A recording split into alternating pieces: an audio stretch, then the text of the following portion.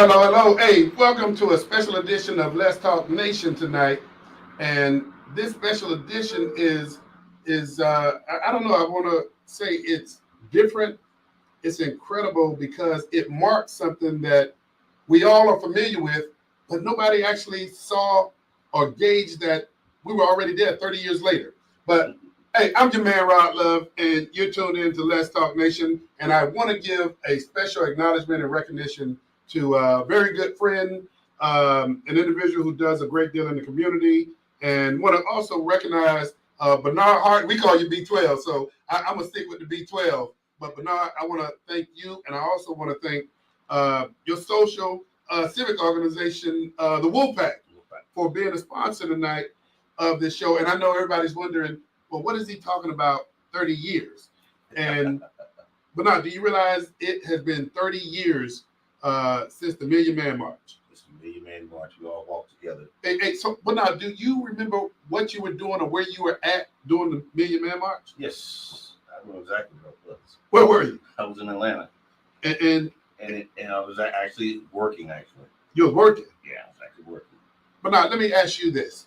And this show is going to be moving fast. Sure. But when you heard that the Million Man March was being assembled, what came across your mind? I mean, did you wonder what they're doing, what this is all about, or what? I kind of knew what it was about. I really wanted to be a part of it because to me it was a big movement. To try to get us to do things for us. For us. And you know what? I'm glad you said for us, because I don't know why, man, sometimes when we're having these conversations, and I'm going to just say it, man, we speak in a softer tone when we talk about something that, we need to be proud of your heritage to be Black. Correct. And man, I don't take it from anybody, man. I mean, white people, Hispanics, heritage is heritage. Heritage, yes. And so I don't take anything away from anybody. But let me go ahead and say this. Tonight marks the 30 years since the Million Man March, not just a historic gathering, but a moral checkpoint, if you would. Yes. And the question is not where we were, but what have we done since? What has been impacting with us since that took place? And I mean, Bernard, you're a straight shooter. Yeah. We're at 30 years. And nothing's been done. And I don't want to, and I'm with you. I don't want to be critical of that, because that was a feat to have 1 million men in the same place. Do you realize, hey man, a lot of folks say, hey, when them folks get together, something. Well, the thing that happened was that men assembled and they talked about positive things. They assembled to do some things that were right. But man, I guess this is the postmortem, if you would, 30-year postmortem. Yeah, that's a long time. I don't want to be critical, but we got to. You have to, because nothing's been done. You have a little bit here, a little bit there, but nothing has come together to amend all that together. And I'm not growing from it. I'm glad you said that, because I've been familiar with you. I've supported the Wolfpack, and here's what I can say, and I don't know, because if you've measured, or if the Wolfpack has measured your impact on communities, I know y'all do firsthand some great things, because I've been involved with that. Right. But you know what? I think our biggest and greatest failure is that we have not measured what we've done or identified. What did we want to do 30 years ago? What did we want to? Public safety's been an issue. Men standing up with a backbone, being the heads of households, has been an issue. But this is a show to be critical, but to learn from it. I think the biggest part is us as Blacks not understanding the politics side of it. Oh, and see, you're going into an area that I think is critically important. It's very important. But you know something, and I'm glad you brought that up. What we did, and I got to give credit to Miss Shaquita Wynn. I got to give credit to our executive producer, Doc Polite. And Doc. Got to give credit to Armando as well.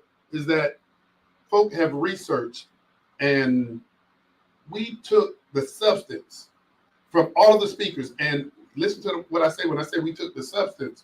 We took the substance from all of the speakers at the Million Man March, and we reduced it to Okay. to 10 items, man. And you know, when our folk were putting this stuff together, at first we were trying to match up who the substance was coming from. But you know what? This ain't about politics. This ain't about who you are and all that kind of Right. stuff. So what you see, Bernard, is the substance of what came from those speakers. We ain't gonna call no names because what is important is the substance. What we getting out of it. What we getting out of it. And so tonight, man, I mean, the conversation is about what did we learn from that and where do we go from here? And, you know, this is about us standing up, but this is not excluding Right. our allies, Right. Right. our partners, because we got white folk, we got Hispanics that have been supportive and helped us navigate Correct. some of this. But this tonight is about all hands on deck. Yeah. You know, and the Wolfpack, man, back to school events. What else have y'all been doing? Christmas for homeless kids. See, Suits, we give suits out for to Bethune-Cookman, to Seminole High School for young men who don't have suits. see, a lot of people need to know about what the Wolfpack is doing. But here's where I think, Bernard, and this is brotherly love I'm going to shed upon you. How long have y'all been doing it? It's been 7 years. 7 years, okay. And go with me on this. Mm-hmm. So it's been 7 years. Can you tell me how many kids y'all have provided clothes for? How many kids have y'all provided backpacks for? How many backpacks have y'all provided? And, you know, as we evolve, man, we get a little bit more critical, if you would. But when we're giving out backpacks and things of that nature, how many pledges have the Wolfpack had the parents and those kids sign to say, thank you for this backpack, and I will acknowledge that I will do my best to excel in education. That's measured. That's measured. And I, you know, that's a lot of Dr. Nelson.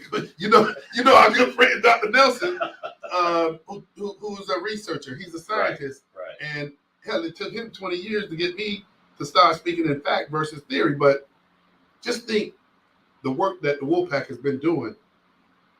There's organizations, there's companies that support what's taking place in communities. Just imagine if you can go and say to McDonald's in those neighborhoods and communities, over the 7 years, we've clothed 2,000 kids. We provided backpacks for another 300 kids. Of the kids that we provided backpacks for, here's all the pledges from those parents and those kids. Right, okay. And, man, keep it factual. But you know what? It's in the best interest of everybody for everybody to do better and be better. Correct. I agree. I agree. And so that's what the night is all about. We're at 30 years and we're sitting here having a conversation and we don't have something that we can put our hands on. No. And I will say, I take my hats off to that, but at the same time, hey man, we have a caller calling in. Let me see. Caller, are you there? Yes. How you doing, Mr. Love? Hey, is this my good friend from Charlotte, North Carolina, Mr. Kenny Smith? Man, you know it is. Hey man, hey, thank you for calling in this evening. And as you know, Ken, we're having a conversation, man, about the Million Man March and the fact that, you know, we're talking about here we are 30 years later, and we're trying to wrap our heads around what can we put our hands on. So give me some of your thoughts, man. Where were you? Did you attend the Million Man March? Man, yeah, I was fortunate enough to attend the Million Man March. It was my first time being on an airplane. It was a lot of firsts. Hang on. Did you hear what he just said? But was his first time being on an airplane? Yeah, that was my first flight, man.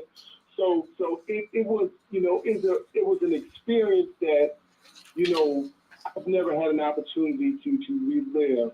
And the 30th anniversary just kind of crept up on me. But man, if I could share just, you know, some of the stories that came out of it, man, you know, I just remember being in that city, you know, young guy, 27 years old.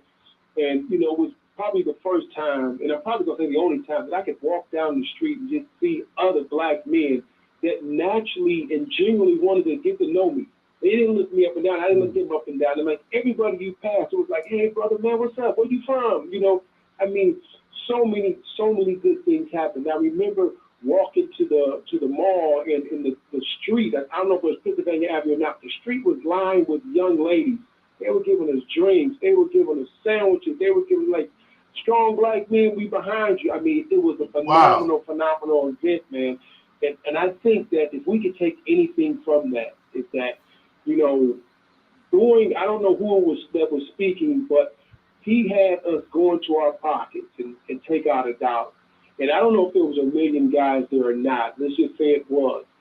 And we waved those dollars around, and then we dropped them in a box. And I said to myself now, I didn't say that back then, but I say to myself now, what if we had taken that $1 million and sold it right back into DC, bought a community center or something like that? And then the next year, we did another $1 Million Man March, and we did it in another city. And we came together, we had fun, and we kicked it, and then we all pulled a dollar out of our pocket and sold it into that city. Think about how many community centers or places of refuge we could have 30 years later. That's what that is. I mean, but now, what you think of that, man? I love it. I don't think it's too late. And it's not. It's not. But you know what? And let me say this. Let me give it the respect that it's due. We have Mr. Kenny Smith, the president of Grace Mars Services out of Charlotte, North Carolina, and Kenny has been doing things all around the country for a long time.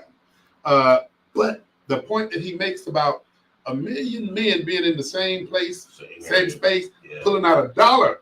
Think about the economic value and impact. Yes, indeed. Yes, indeed. And Kenny, let me say this to you because, and I'll let everybody know, Kenny has been instrumental and part of the development of what we're talking about tonight, this show.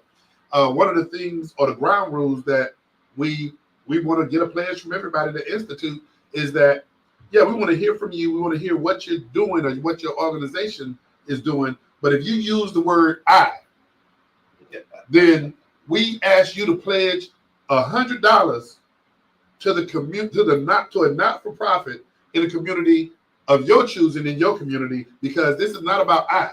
No, this is about us. Yes. And so Kenny, man, I tell you, what else can you tell? What Grace Mar? Can you let people know? Give us a tad bit of what Grace Mar does. Yeah, we're out here fighting the fight like you guys down there in Florida, man. We're trying to build stronger, more resilient communities of color.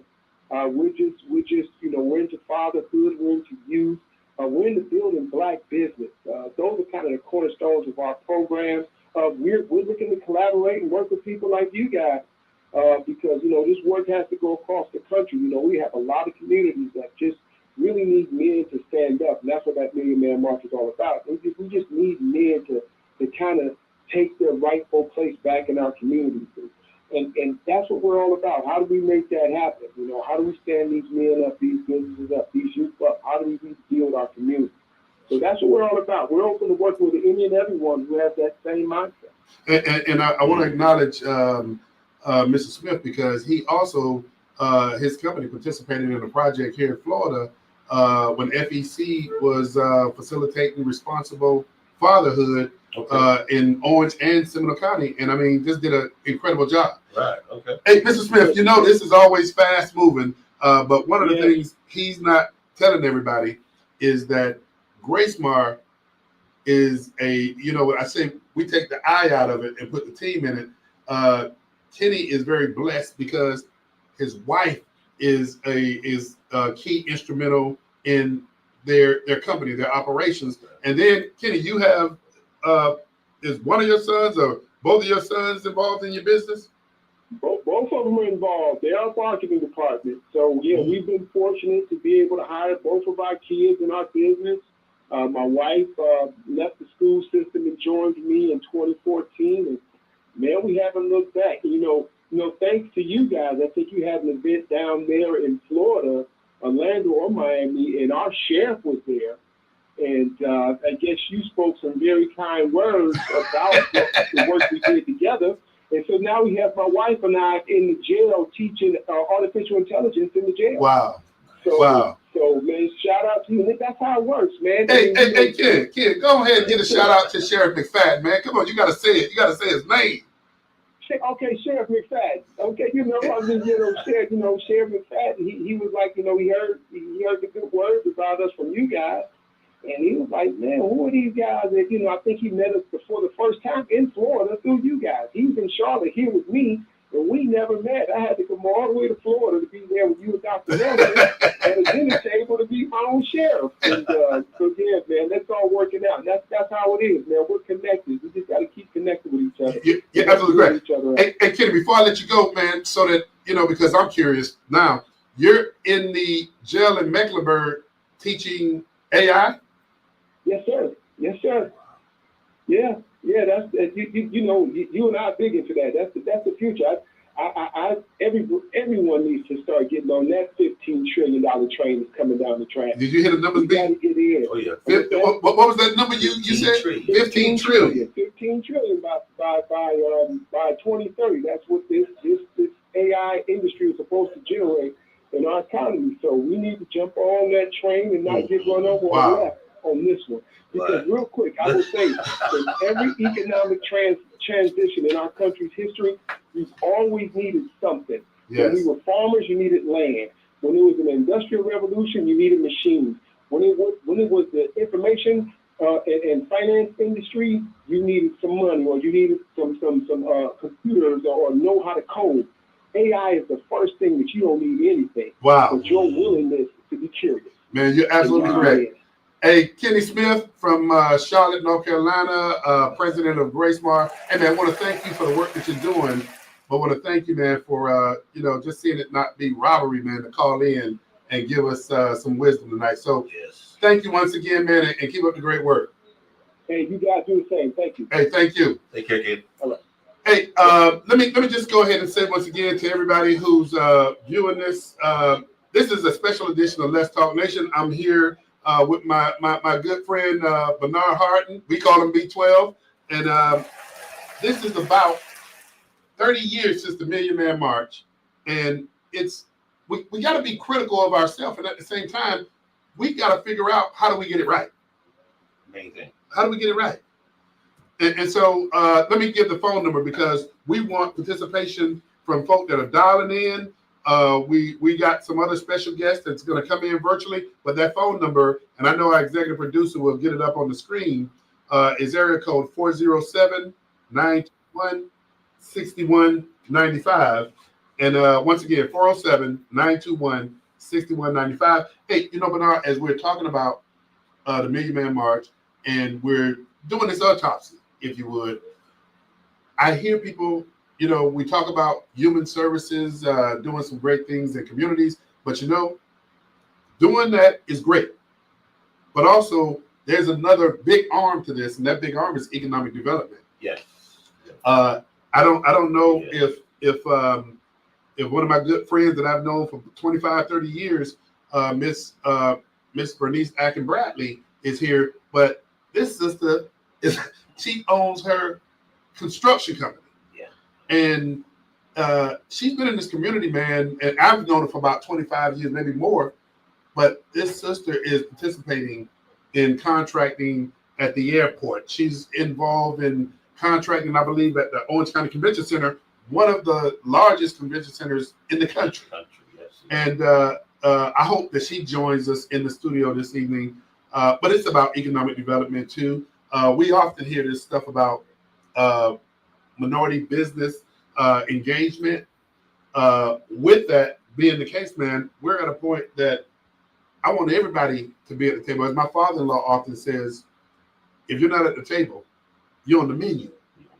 And so we got to have more discussions about the economic development aspect of it as well. But Bernard, I know, and let me thank you, man. Bernard prepared some food for us this evening too. So I hear the audience out in the lobby area, and I know you're gonna go out there and say, "Hey, one plate." But Bernard, I want to thank you and Wolfpack, and I know you have some members of the Wolfpack that are here. Send them on in here, man, because we want to get their perspective. And also, I'm sure Miss Wynn will let me know if Miss Atkins is in the building. But man, thank you once again. And if you would, just look at that red light and let folk give them your perspective of this is 30 years. Where do we need to go from here? I think the main thing that we really need to do, is just my opinion, we definitely got to move forward with things that we talk about, not just use it as a voice. Excuse me. We can't just talk about it. We got to build on it. We got to focus on it. We got to progress from it. Our things right now, we're just doing a lot of talking. The way that things are going now, everybody knows it's not great. So therefore, let's push forward. It's a hard thing to do, but I guarantee we get great results out of it. Been doing it for a long time too. Yes, indeed. Hey man, thank you, man. Appreciate you. Hey, appreciate the Wolfpack too, man. Oh, yeah, man. Let the guys know. Appreciate it, man. Hey, I don't know if Doc got us queued. Hey, boy, I tell you, they applaud you and everything. I don't know if Doc has us queued up for a quick commercial. If he does, we'll run with that. But Bernard, I know you're gonna go out there and check on the food, man. Yes, so indeed. we appreciate you, man. And send one of the Wolfpack in here when you get a chance. Right, that we'll do so. All right. Hey, I'm gonna move along. You can go ahead because this thing gonna keep rolling tonight. Hey, what I do want to say, this conversation tonight is it's not about politics or it's not about protests. It's about purpose and progress, and it's about people. I mean, white, black, brown, blue. It's about people. And so, join the conversation, man, and let's talk about this. Let's not skate over this, because if we do, we'll find ourselves here having the same conversation again 30 years later.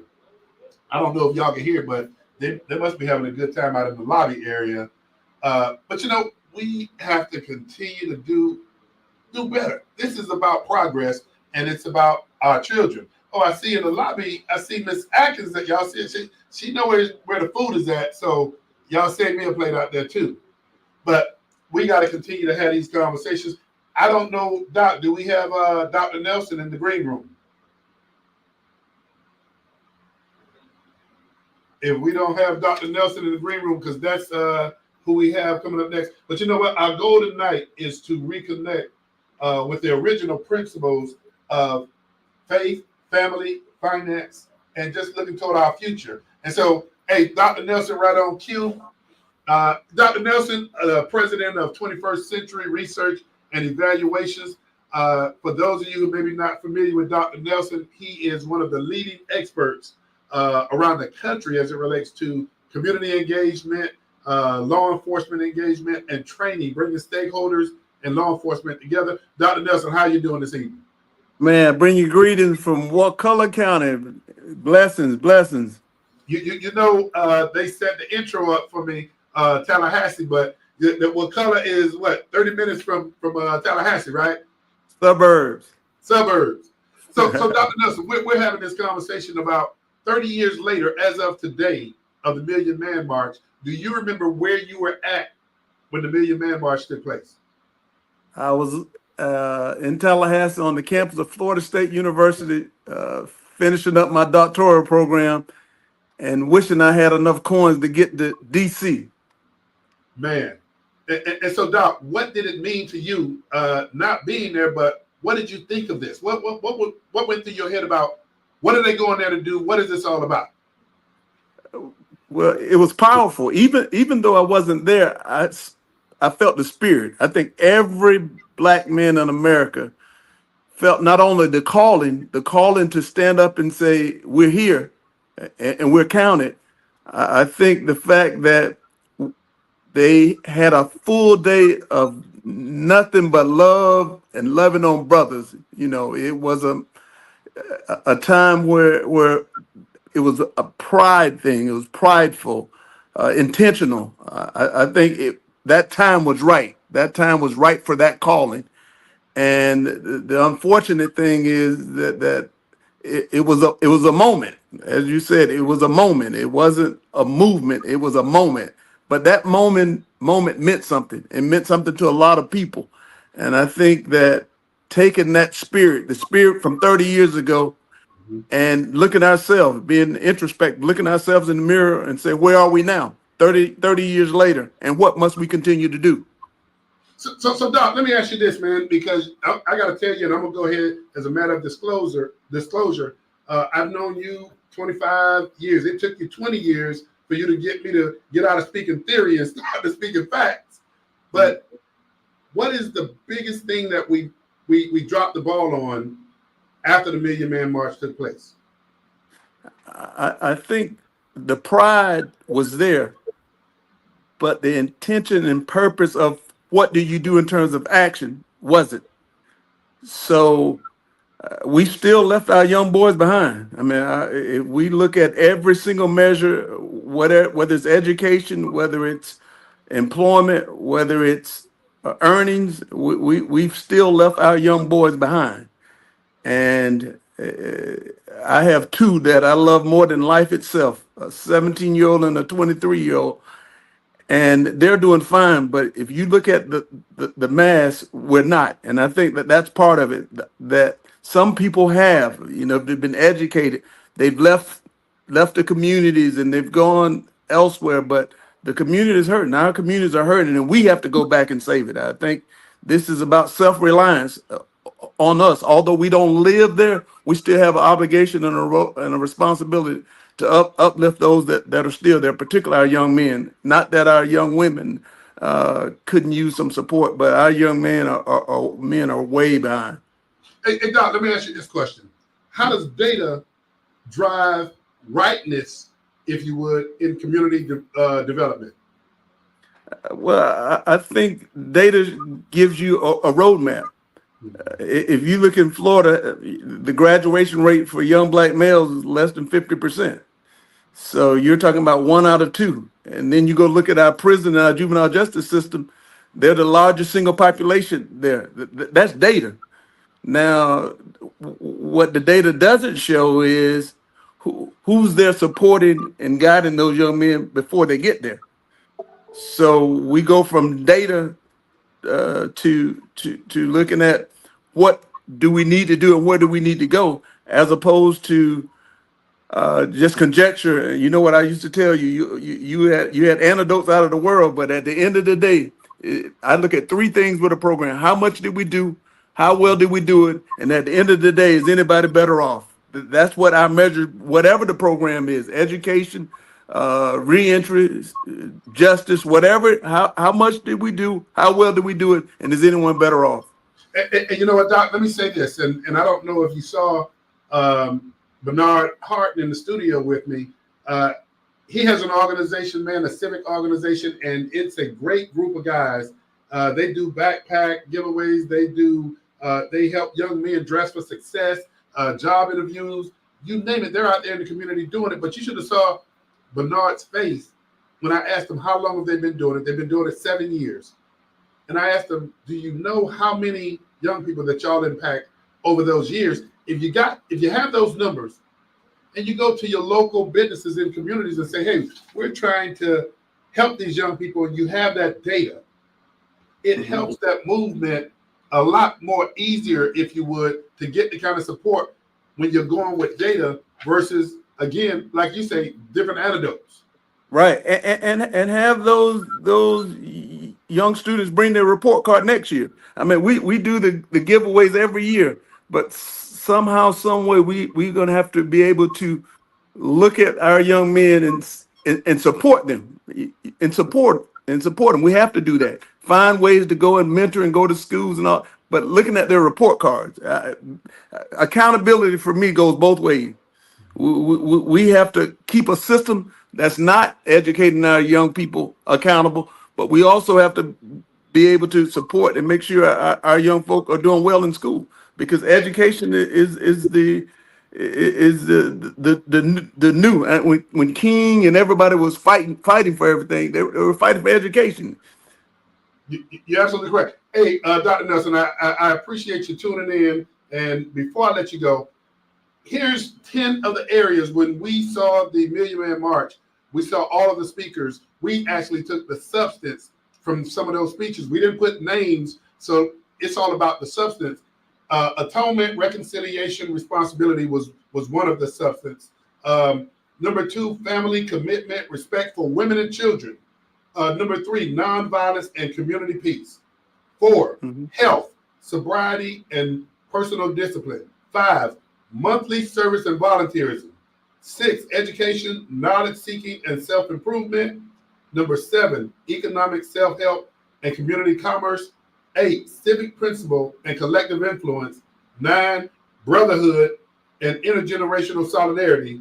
And 10, spiritual grounding. But I got to hit you with something that is in your expertise in particular, and that is one of the issues that we can see every day come up, and that is the relationship and engagement between community stakeholders and law enforcement. Can you speak to that real quick?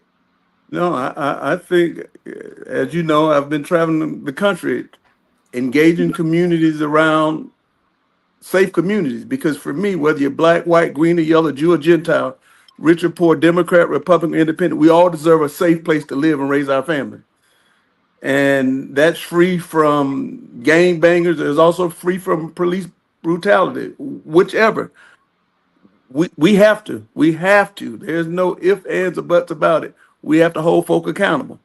And the other part of that is I see a lot of strong young men in communities across the country that could see themselves going into law enforcement, but for whatever reason, the community, the family is like, hey, I'll be frowned upon. For me, I think it takes a strong individual to go into a system and change it, as opposed to stay from on the outside, but go in and change from the inside. And we're seeing that. We're at Bethune-Cookman University. We had more when I was there, and it's still now. We had more young folk, male and female, going into law enforcement at a higher peak than they had before. But it was intentionality. They were going in as changers, not going in to as the status quo. Well, hey, with Dr. Nelson, man, appreciate your work, man. Appreciate your work here in Central Florida and around the country. And we just got to keep working at it. But once again, hey, y'all, this is Dr. Randy B. Nelson, one of the foremost experts in this country as it relates to, hey, and I say in this country, but you've also, was it Barcelona? Where did you go speaking? Hey, man, I'm just a blessed boy from Wakulla County. I hear you. Hey, that's good, humble. But Dr. Nelson, man, thank you once again. We appreciate you and keep up the great work. Blessings, blessings. Thank you. Hey, for those of you who are tuned in, this is a conversation about the 30-year anniversary of the Million Man March, and that was phenomenal.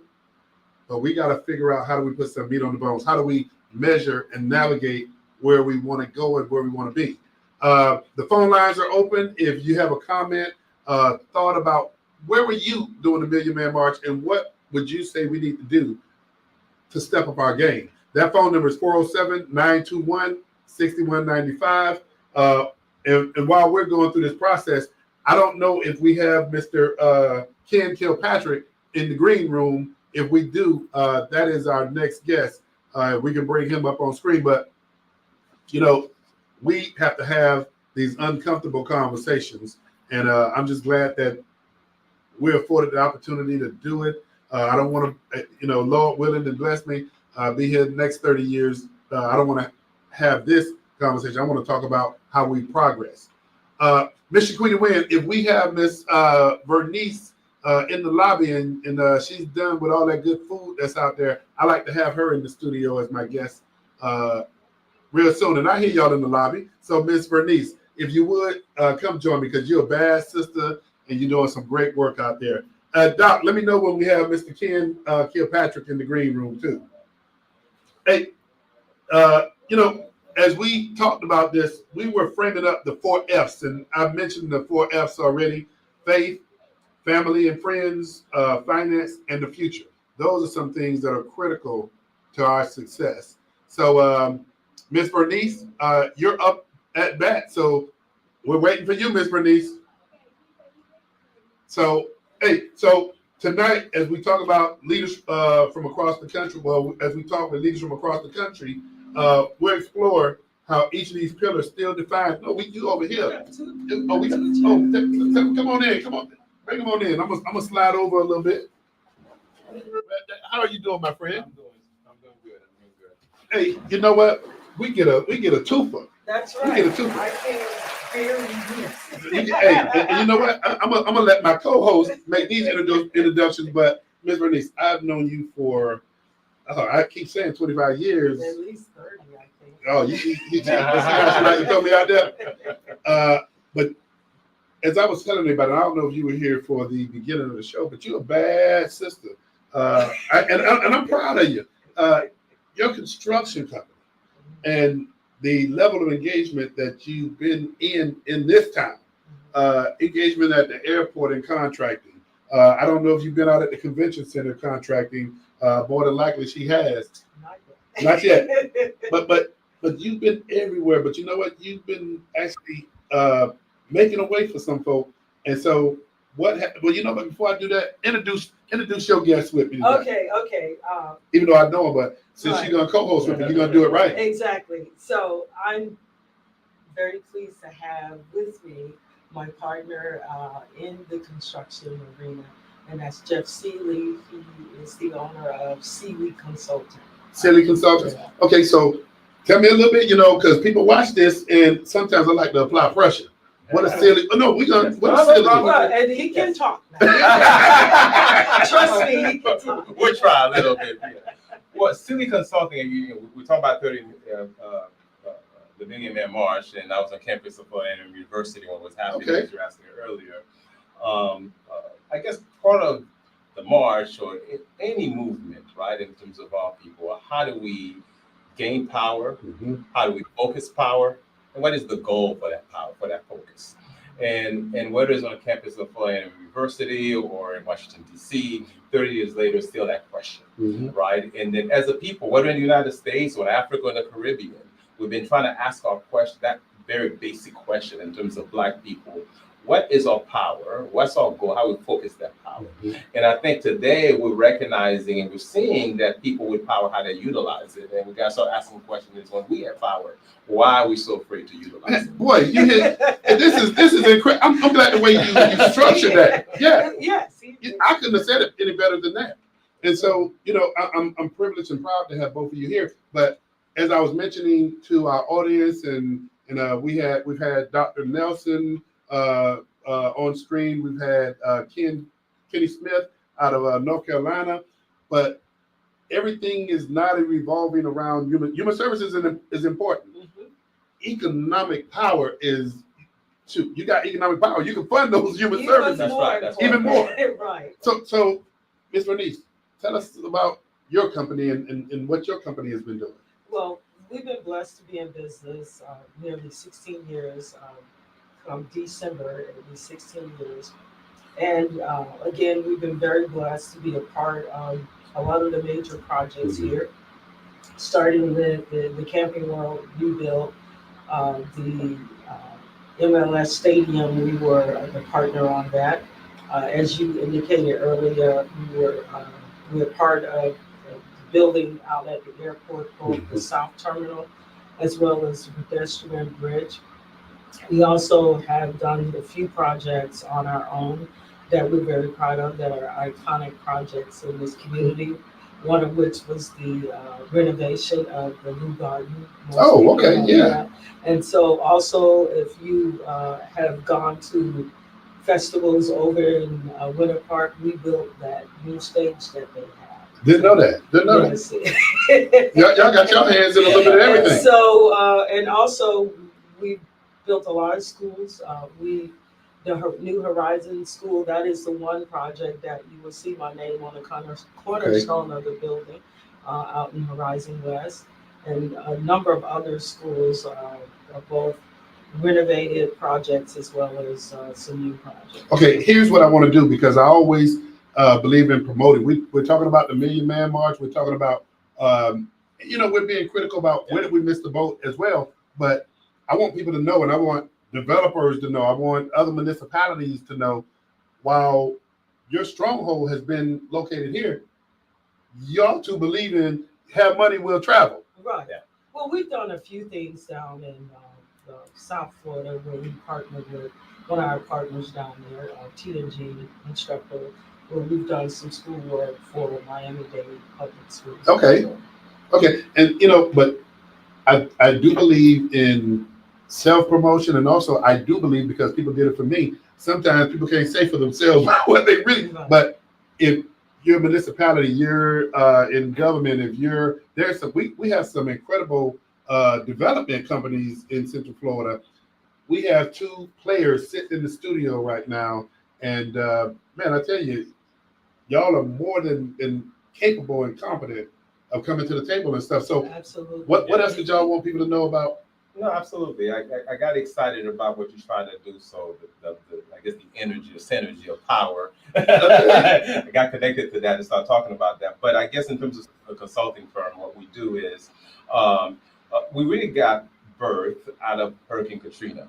Always lived in Florida, but after Hurricane Katrina, something in the neighborhood of $100 billion was being spent in the lower six counties of Mississippi. So if because that's what obviously people know about New Orleans and Lower Ninth, but Mississippi as well was hard hit, and somewhere around $100 billion from federal government was focused. Now, if you think about it, Mississippi is a large state in terms of land mass, but it only has about 4 million people.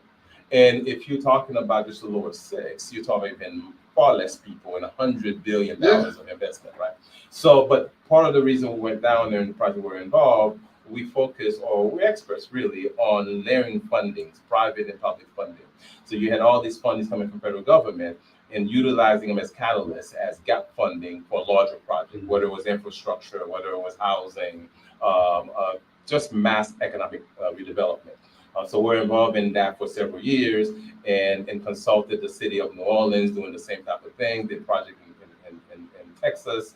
And Bernice and I have been doing the same type of work here in Orlando with city of Orlando, building housing and trying to do multifamily. And I'm glad you said that, because you know what? I have been sitting up here being so focused on convention center, but affordable housing and workforce housing is a big issue everywhere in the country. Exactly. And you have expertise in that as well. And that's one of the things that Jeff and I have been talking about. We all know that recent months that the DEI program has been attacked, and some of them have been totally disbanded.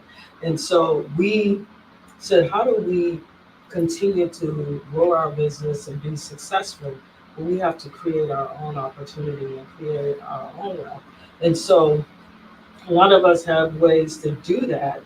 We have property that needs to be developed, but we tend not to come to our people to develop them. And what end up happening is that others see how valuable that property is, get it from them for little or nothing, when they can make that property more valuable and have generational wealth afterwards. You know, I'm glad you brought that up, because over the last few years, I've been engaged with just my relations with individuals in faith community that have a great deal of property. But let me do this. I don't know if we have Ken Kilpatrick in the green room. If we do, can we bring him up? Because I want to make some connectivity here.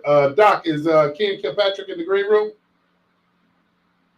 I thought I saw something pop up earlier. Oh, Ken, how you doing, man? I'm good. How are you? Oh, man, I'm good, man. Look, I'm in good company. Hey, Ken, we have the executive director of Teen Alternatives Program down in Miami, Florida. Hey, where I grew up. And I'm proud to say, Ken, thank you for being here tonight. You know, we're talking about the 30th anniversary of the Million Man March. And we're trying to just look at how do we measure, how do we gauge, how do we promote what we need to do to move forward. Ken, I'm going to let you take a moment and talk about what your thoughts about the Million Man March. But you down in South Florida, I know you got some hell of a connections, man. Do you see the individual sitting next to me? And I don't know, have you been listening? Yeah, you got some heavy hitters right there, man. Heavy hitters now. Hey, and we got a heavy hitter. And I mean, Ken is connected to everybody down in Miami-Dade. But Ken, do you remember where you were doing the Million Man March? Yeah, I was about 3-4 years out of high school, working in a kitchen somewhere, still struggling, still trying to find my way. Well, and I it remember looks like how you found your way, inspired I was. brother. Yeah, you know, but the Million Man March was one of those, pivotal moments where you see so many of our brothers and, being able to come together up there in Washington, D.C. It was a very powerful moment. And Brother Love, I also have with me Representative Bush, who should also be in the room. And I wanted him to come on at some point as well, because he was at the Million Man March on stage. Okay. Hey, so Yeah, I so he was believe there. we have him in another green room. We'll bring him on right after we finish with you. And Yeah. you with Representative former Representative James Bush out of South Florida. Yeah, I The- do believe so. The brother was doing some great things when he was in the They're doing legislature. some excellent work. Excellent work. So, but from my perspective, and thank you for the introduction, and I want to talk about my program a little bit, the alternative programs. Since 1982, this program has provided alternatives to incarceration, no cash bail alternatives for nonviolent offenders. Up to 85 to 90% of our clientele now are either homeless or very low income individuals. So to have this no cash bail alternative in place in Dade County has been a blessing to the folks, to the citizens who live here. And I think that what we do, because this agency was actually founded by Georgia Jones Ayers. She was a very powerful civic activist who came up through segregation. She was an activist in the 50s and the 60s when it wasn't safe to be an activist. And by the time we got around to the mid 70s and into the 80s, where you guys may have heard of the McDuffie riots, Arthur McDuffie, a businessman who was murdered by police officers in 1980, and a really big riot erupted. And then there were some agencies that were formed in the aftermath of that riot, of which we have not recovered fully economically yet. It's been 40 years. It's been 45 years now, I believe. And we still have not recovered fully from that riot. But one of the agencies that was put together was this agency that I run now, the alternative programs, which again provides that no cash bail alternative to low-income individuals and families.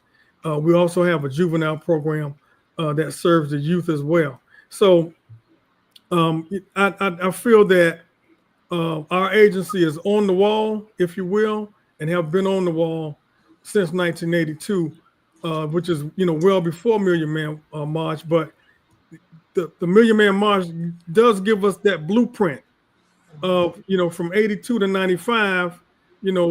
What could be done? What could be done? And in terms of us, dropping the ball or what we could have done better. I think in some regards, if we look at and I got to figure out how to say this right. I got to say this the right way. But at the end of the day, sometimes you have to look at, you have to not pay so much attention to the messenger, because I think some people may have used the messenger as an excuse not to move forward. And so we've got to look at the message itself. We got to look at what happened, and we have to move forward. No excuses. If we're ever able to do something like that again, doesn't matter, the origins and that kind of stuff. We have to move forward in our faith and do what we have to do to make sure that our people are blessed by coming together of that magnitude. So I just want to put that on the record. So Ken, man, I want to thank you, man, for tuning in. But I've been familiar with your work. I was an assistant secretary with the State Department, and God bless her soul, when Georgia Ayers was heading that up down in Miami-Dade. And so, man, keep up the great work. You got partners in Central Florida should you need them, but we all have to work together, man. Blessings. So Brother Rod, I don't know if I had another skinny minute. Go ahead. I'm also president of Brownsville Civic Neighborhood Association. That's a low-income community where it's an emerging community here in Miami, the Brownsville community. For folks who are familiar with Miami-Dade County, we are in the fight of our lives right now. We are trying to explore incorporation of our neighborhood along with neighborhoods that are north of us in this really large 5 or 6, 7 mile patch of unincorporated Miami-Dade County. And we are encountering a lot of opposition, a lot of games in government in terms of us being able to move forward. But where we need support the most from around the state and from around the country is to converge on Miami and make sure that we have the opportunity to study our area to see if it's feasible to incorporate because we have been threatened by the city of Hialeah, and I don't know if you guys know about Hialeah and their history. And Hialeah has every right to want to annex our area. They tried to do that 2 years ago. We stood up. We said no. And they said they were coming back in 2 years. And 2 years later, which is now, they are being met with us saying we incorporate. So we want to be able to galvanize and rally the communities, not just here in Miami, but all over the state, all over the country, to say, let's focus on Brownsville. Let's make sure Brownsville gets a fair shot. So I just want to put that on the record. That's what we're doing here in Miami. We're trying to step up and stand out. Hey, Ken, that's what platforms like this is all about. Use your voice. But one thing I will say, I'm familiar with your leadership, and I'm familiar with those folks who support you. I will say this, and this is advice you already know. Yes, sir. We're most successful when we get those folk on both sides of the aisle to come and understand where we're trying to go. Ken, I know you're working both sides of the aisle. Good luck to you, and you got our support and help down here. Thank you so much. Hey, man, appreciate it. We got to get Doctor, and I was saying Rep, but we got to get Doctor, former Representative James Bush. But thanks a lot, Ken. We appreciate you. Thank you. Hey, Doc, do we have Dr. Bush with us? And we got a little delay here, so we'll see him popping up here in a second. But boy, I tell you, there's a lot going on all around the state, all around the country. We just have to stay connected with one another. And as he was talking about Brownsville, I didn't want to make this a promotional opportunity, but when you look at these municipalities, when you look at land that's been sitting, particularly in areas of communities that hasn't been developed, and our churches and church owned. Yeah. Don't say that with a low voice. and you said it earlier. We sit back and we see developments take place, and people think they're actually getting paid what the value is, but they're not. They're not. And so, hey, Rep, how are you doing, man? It's been a while since I've seen you. Hey, let me make sure everybody understands. This is Dr. Bush. Dr. Bush, former, and I guess you're never, ever not a representative, but this brother was doing his thing in the Florida legislature, and he continues to do his thing. So how are you doing, and welcome to Let's Talk Nation. Okay, how you doing, man? I was fading out. Now I'm able to connect with you. So I'm delighted to be on your podcast and continue to do what you do and put the information out for our people. So let me ask you, because I heard a rumor, and I don't know if it's a rumor or not, but where were you doing the Million Man March? I was in Washington, D.C. I attended the Million Man March. I head up the organization Operation Push. That's the organization that Reverend Jesse Jackson founded. And I was elected in 1986, November of 1986 to be exact, as the Miami-Dade chapter president. And many organizations was invited to the march.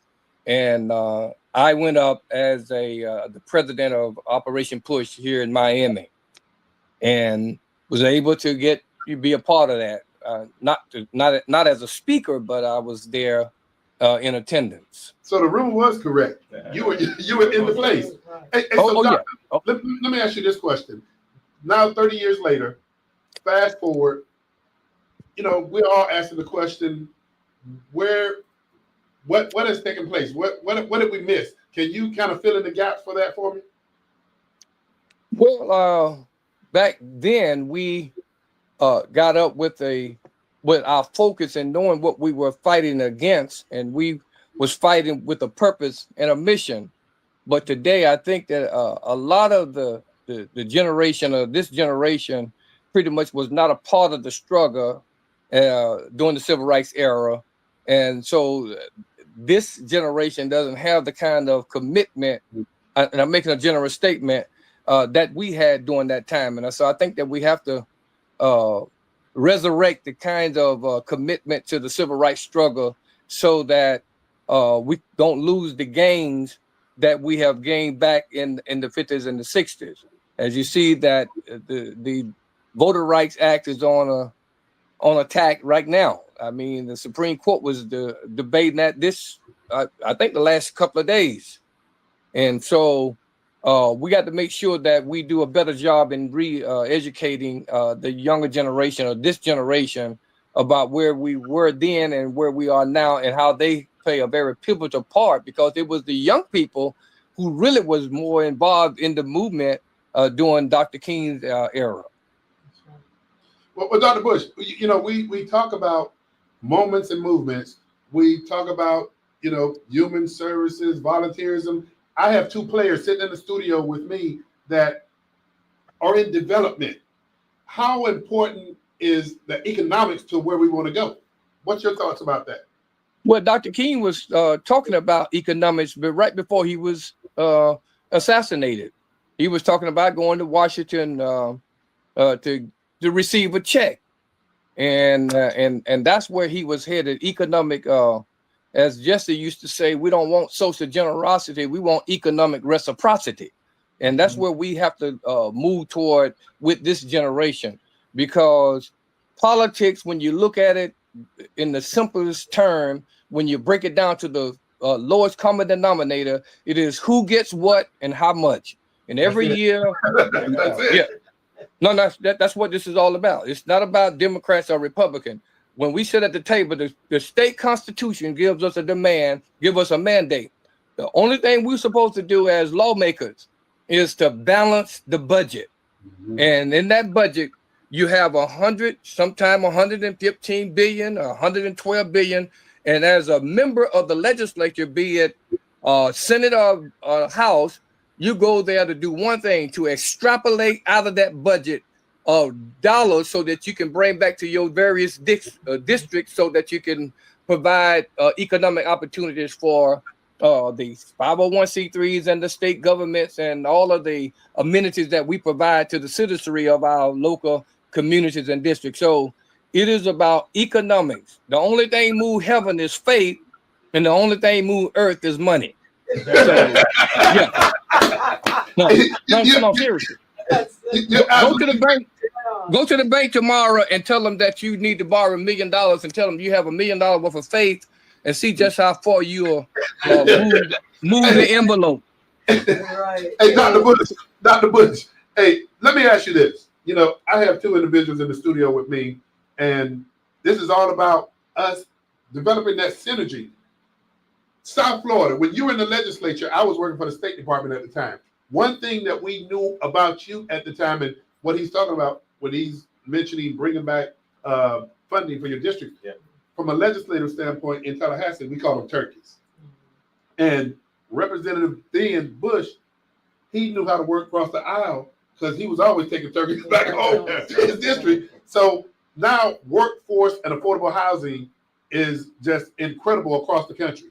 I have two individuals sitting here with me, and you're down in South Florida. What would you say to these two individuals about how to continue to navigate? Because they've done a perfect job thus far, but what would you say to them? If you're going to be a voice for your people, and I'm quite sure you represent more than just Black people, but predominantly you are representing African Americans. If you're going to benefit from that process, you're going to have to be more diplomatic and able to work on both sides of the aisle. And if you can't do that, if you don't know how to do that, you need to try to find someone who can teach you how to do it, because that's the they've been doing that for years. Hey, you're right.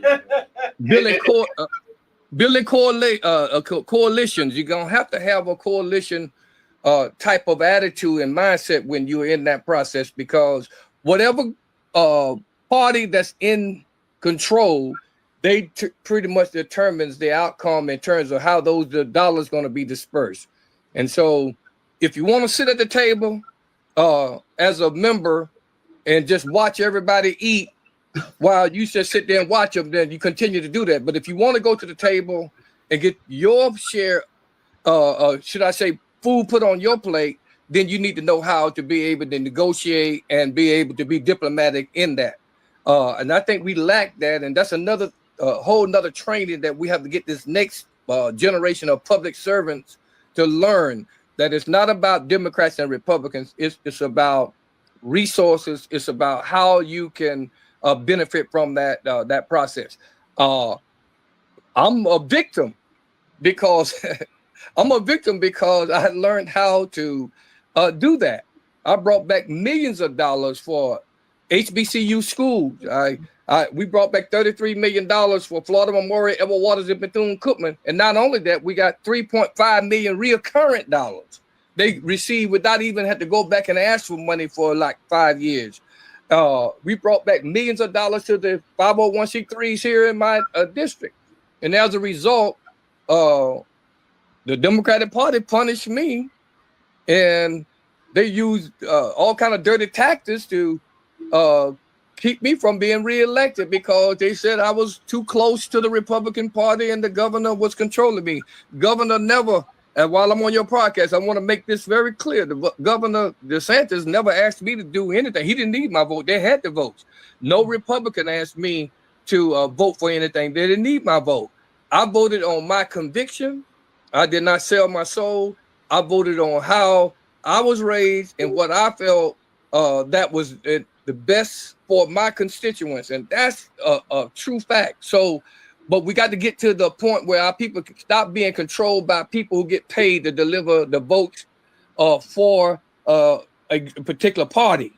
We need to be about who's going to benefit us, and then we'll give you our vote. We got to be selfish with our vote. You're absolutely correct, Dr. Bush. Dr. Bush, appreciate you just blessing us, man, with that wisdom and your time tonight. Keep up the great work that you're doing. And look, we just got to continue to look forward and we got to put in the work. But hey, well, go ahead. Speak up. Go ahead. Dr. Bush, I'm Vernice Atkins Bradley. I'm the owner of a construction company here in Central Florida. And I would like to get your opinion on the challenges that we now face in that industry. As a contractor, we're finding more and more that our people are not remaining in the business. They are losing traction. And also, it's a really hard business to be in. And now with the attack on those programs that kind of help us get entrance into opportunity, they are gone. What advice would you offer in terms of what a company like myself should be doing to try and stay in the game, for one, and two is how do we get others involved, because we are losing a lot of our people, like I said, that were in the business, and construction is a viable business. It's a viable industry to be in. So one of the things they always, when you talk about procurement, one of the things they always come up with is that y'all can't get bonded. That's one of the, I don't know if that's been an issue with you guys up there in Orlando, not having enough money to be bonded. I think that what we have to do, and you go for local contracts, right? Yes, we've gone outside of our local area, probably a couple of hours away. Okay, well, all I'm saying is that those politicians that are in local government, like your commissioners, they have to do a better job in helping to make sure that they force the issue. That when those procurement, when those contracts and bids come up, that we are included. And if they can't do a better job in doing that, then you need to replace them. You need to find somebody who's willing to stand up and fight the local government to make sure that we are not excluded during the bidding time for contracts for our construction, not only for you guys, but for others who are in that industry. Hey, Dr. Bush, and I'm not in the construction business. I was in the commission seat for a while. One of the things that I continued to hear was the bonding level that was set by municipalities. And that's right. As a commissioner at the time, I'm thinking, okay, if we're writing and making the rules from a governmental standpoint, then those levels regarding bonding can go up or down. So just to what you're saying is we need to have those folks that are sitting in elected office. If they're elected to govern, then let's do some things so that we can present more opportunity. And yes, I'm being real specific because that bonding issue is pushing a lot of businesses. And when I say a lot of businesses, black, white, blue, what they're pushing them out. And so we got folk that are sitting in these elected seats, staff, and I'm gonna from a bureaucratic standpoint, elected officials are the ones that are telling them how to make the rules. Tell them to make the rules so that it can be a little bit more all-inclusive. We call them. The last thing I'll say is that I'm old enough to know now, and I've been in this process as I was for a brief period. I was the national president of SCLC in Atlanta, Georgia, with Martin Luther King III and that group. I served a very brief moment as the national president. I'm presently now the second vice president of an organization, civil rights organization called New National Christian Leadership Movement, and Al Sharpton Brothers is our national president, and I've served on many other organizations, civil rights organizations. I've learned at this age in the game, or this stage in the game, that Pharaoh is not going to give you an economic fishing pole to fish yourself out of your economic condition when he used the politics of starvation to keep himself in power. Hey, we gotta get you back. I don't know. I don't know if I should be talking. I don't know if I should be talking like this. Do I need to say what I need to say, right, or do I need to tell the truth? Hey, you're telling the truth. We appreciate you. Hey, any other questions? We're good. Hey, Rep, Doc, we appreciate you, and we got to get you back once again in the future, man. But thank you. When I come to Orlando, I'm gonna look you up, man, and so we can have a cup of coffee or a cup of tea. Hey, definitely look me up, but also more than that, my two friends here, they need to connect with you because you have a bunch of connections down south, and I think this synergy here can create something. All right. Thank you, man, for allowing me to be on. Hey, thank you. Appreciate it. Hey, y'all, okay. I told you, Dr. Bush is something else. It's something else. Hey, Doc, can we take a quick break so we can go ahead and make a transition here? But I want to thank my guests.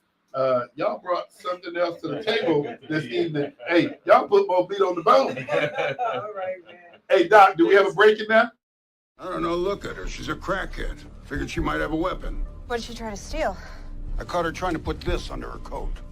Community Resource Connector by CSG. Social services, community policing, and social justice. Did you try and steal the bread?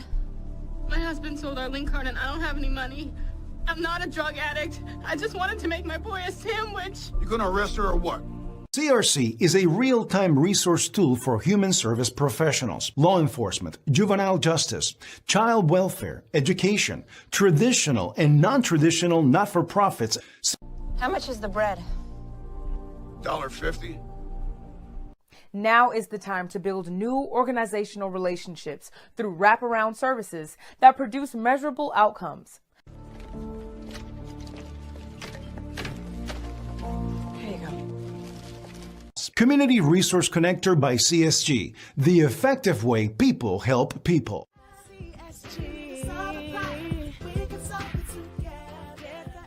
They break, I fix. Mercedes-Benz, BMWs, Jaguars and Porsche. Joe's Quality Auto Repair. I specialize in European cars.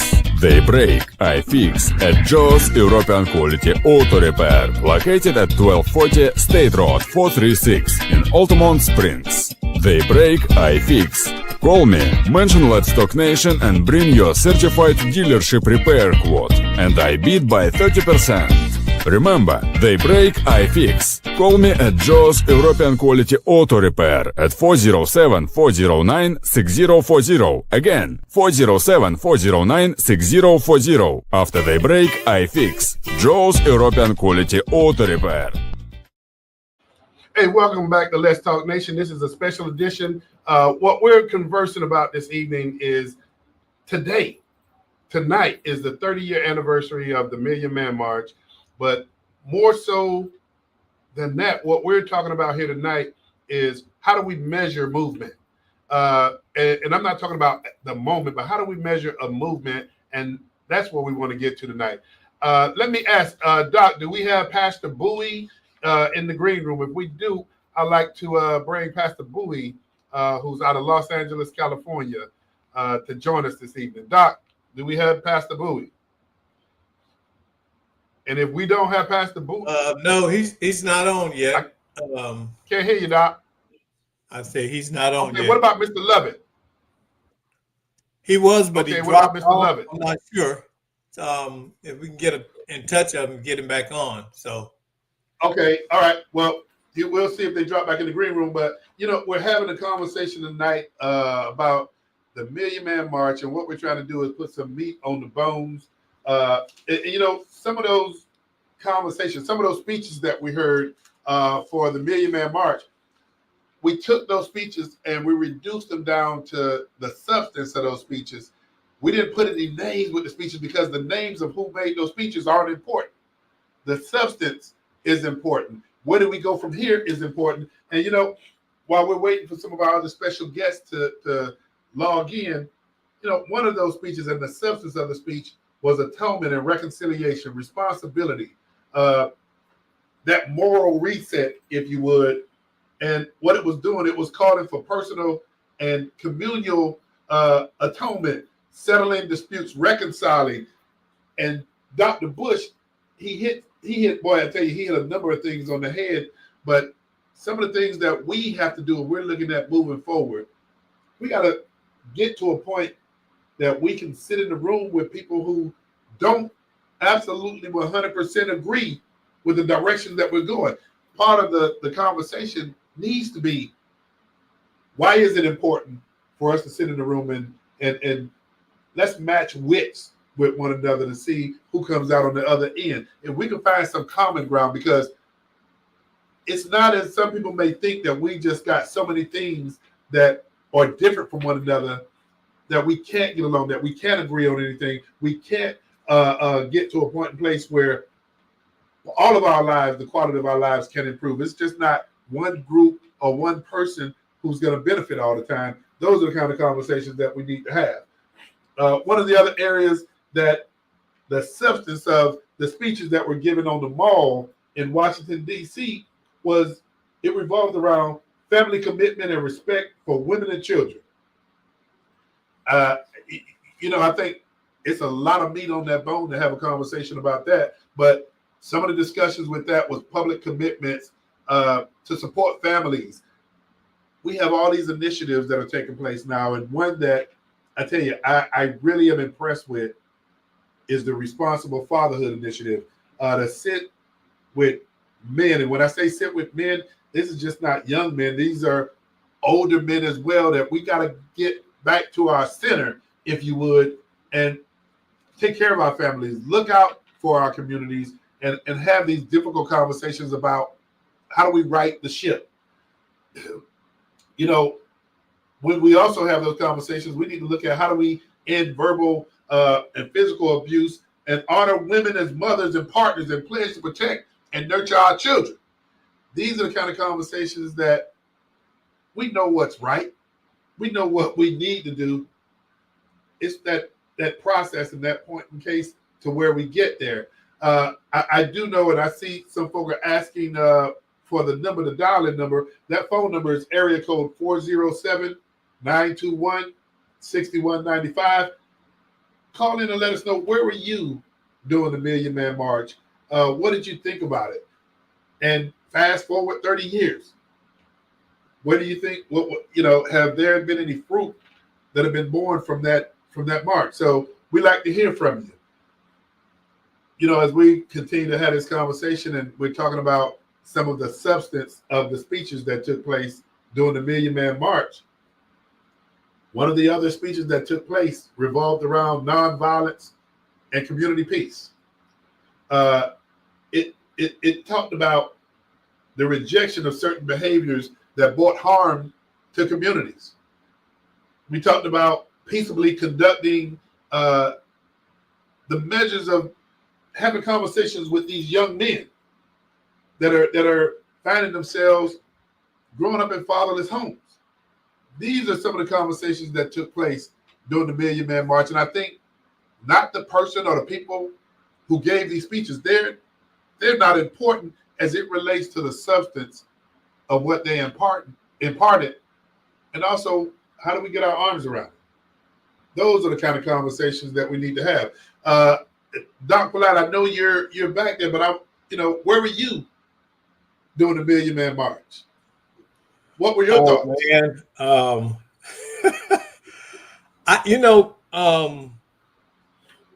I believe I was living in Augusta, Georgia at the time, and I had several of my relatives go. I didn't go, but I had several relatives go, and they came back. They were super excited. They were hyped, and they talked about all of the things that they were going to do going forward as black men.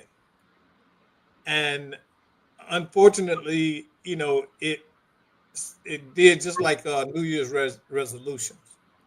But we can't fault that because a lot of people think it's intentional, but sometimes we think a moment is a movement, and the moment is really just to wake us up. I think as a result, though, there has been a underlying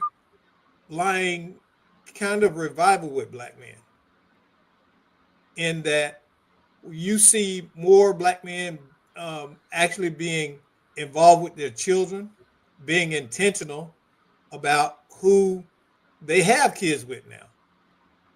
I talk to a lot of young men, and that more than anything else is something that they're very aware of. I have 6 nephews, and I can tell you now, my sister I think she has 14 grandkids, and most of them are just one of those boys out of 6. What? The rest of them are very intentional, and don't have kids. Well, Doc, let me say this. And again, let me say this, Doc. And again, we're having a conversation because today is the 30-year anniversary of the Million Man March.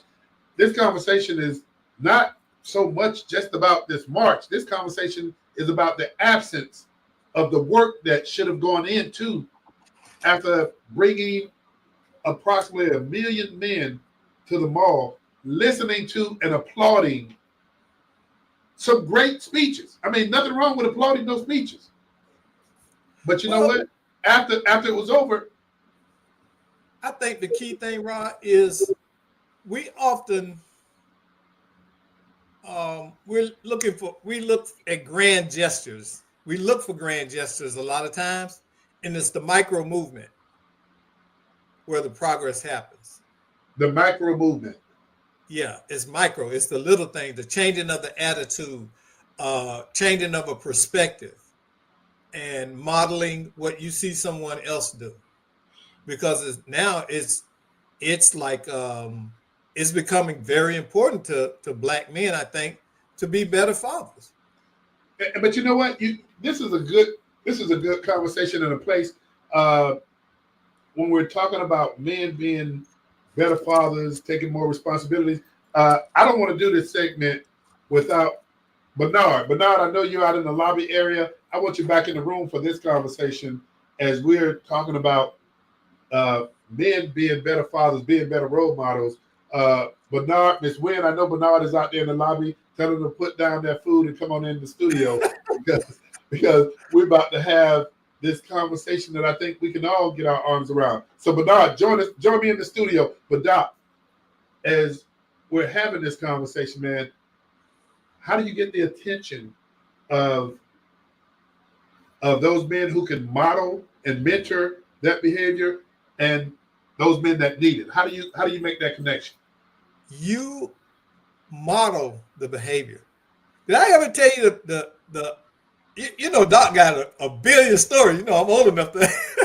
Well, give me one of those stories. Hey, Bernard, I'm waiting on you to come on in here because you ain't bringing me no food. It's like this, and this is a great analogy. I came to Christ because I saw someone living for Christ, and the lifestyle that they had was so appealing to me that I began to bug them about why they had so much joy, why they had peace, and all of that. And it was a lady I worked with. She was a nurse, and I was a unit manager at that time. And I used to ask her, Linda, why are you so happy? She said, because I love the Lord and I found God. and God is the center of my life. And I was like, yeah. You know, I wasn't saved. I had raised in church and all of that, but going to church ain't the same as being committed to Christ. So it's sort of like that. When we have enough black men consistently making our lifestyle a standard for other black men, they will aspire to that. Yeah, brother. Yeah, but you know, hey, everybody wants to be. I don't know anybody that wants to grow up and be a bum. Everybody wants to grow up and be successful. You're right. And be able. We're having a conversation about how do we reach these young men that need that role modeling as it relates to just developing as a man. You know, we always have these conversations, and Doc and I, we get locked in these conversations. And I don't disrespect what anybody thinks about this, but I think it's nothing like a man raising a boy to become a man. There's no substitute for it.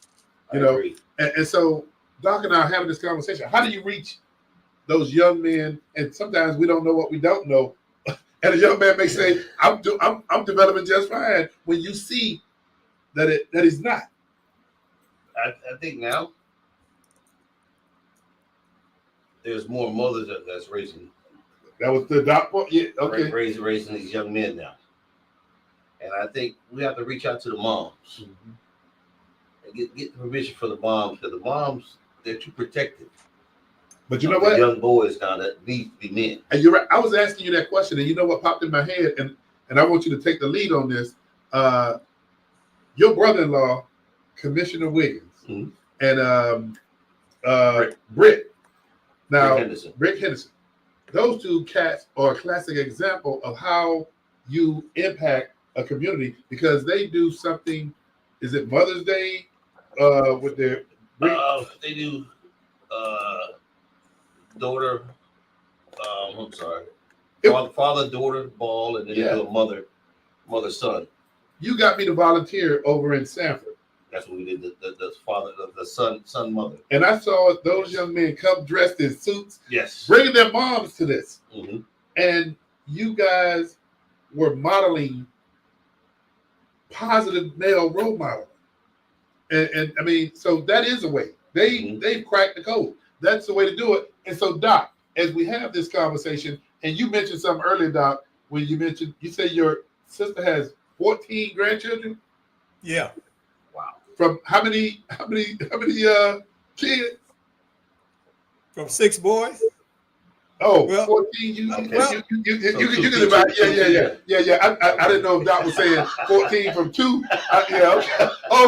All right, Doc. No, so I said out of the 6, though, 2 of them have the grandkids. One has 2 kids. Yeah. So man. But she a great grandmama too. Well, I don't doubt that. I don't doubt that. But Doc, here's something, and I say this respectfully. So you're saying 14 from 2 to her sons? Yeah. Hey man, here's the section where we got to come back to this, because I see Pastor Bowie just dropped back in the green room. And Doc, if you would, I'd like to bring Pastor Bowie online. Well, good evening, gentlemen. I tell you, I'm Pastor Oliver E. Bowie, one of the organizers of celebrating the 30th anniversary of the Million Man March, which was the moment, and also as we move forward, creating Black men, Black women, and families united as we begin a movement here in Los Angeles. And let me tell you, it was outstanding. We had men come not only from Los Angeles, but as far as San Bernardino, California. That's approximately 80 to 100 miles away. We had men from Orange County who came and joined us. And we had women as well, because as we move the movement here across the nation, because this is not just a moment, it's a movement, we also invited the women, because it is imperative that the Black man and the Black woman get together and work together and stay together more than ever And I tell you, I am excited as this movement moves forward.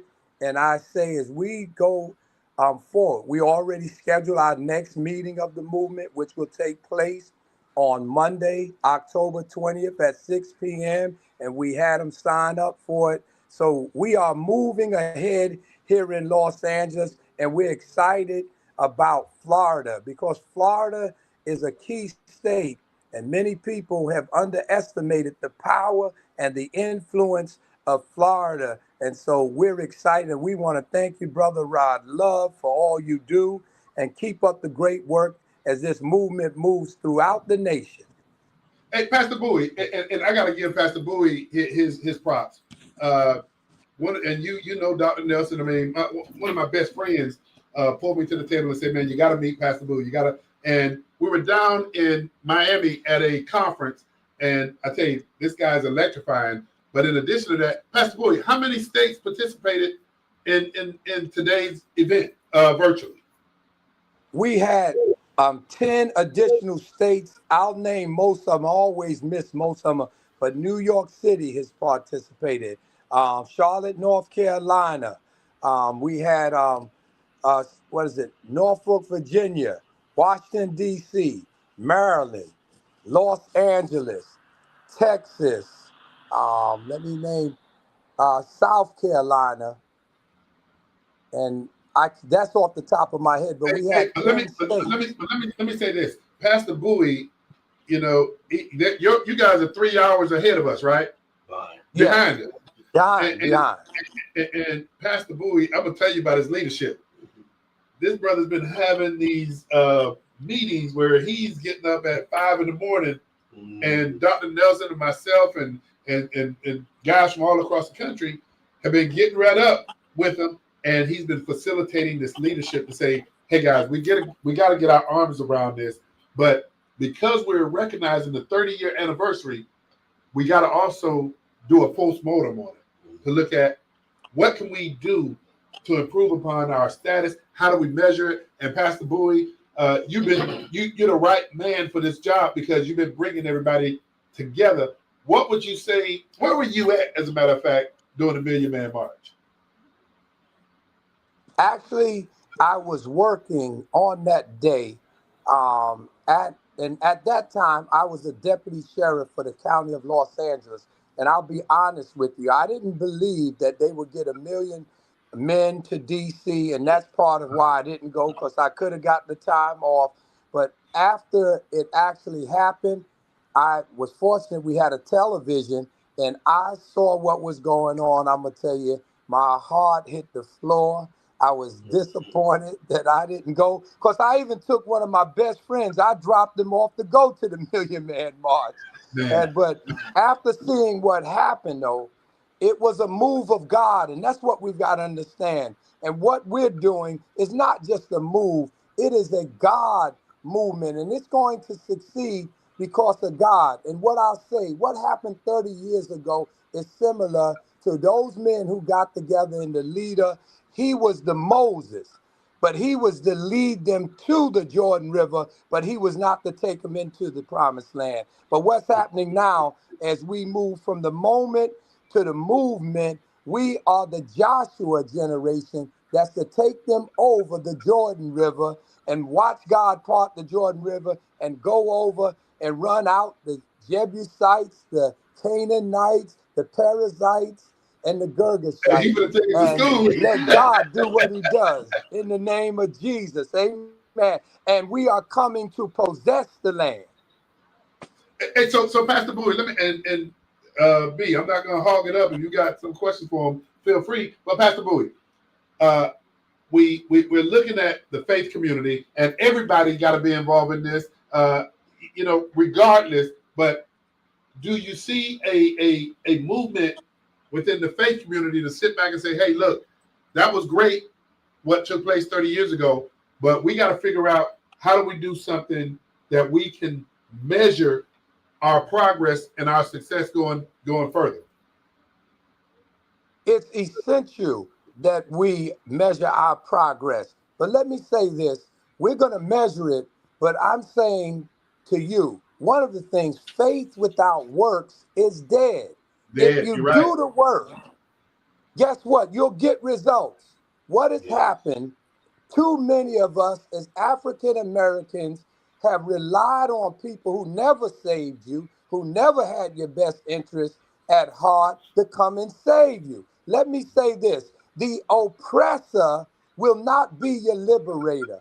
And guess what? You've heard this before. Nobody's going to save us but us. Us. It is You're right. our responsibility and our duty to do the work. And guess what? We've got more than qualified people to make it happen.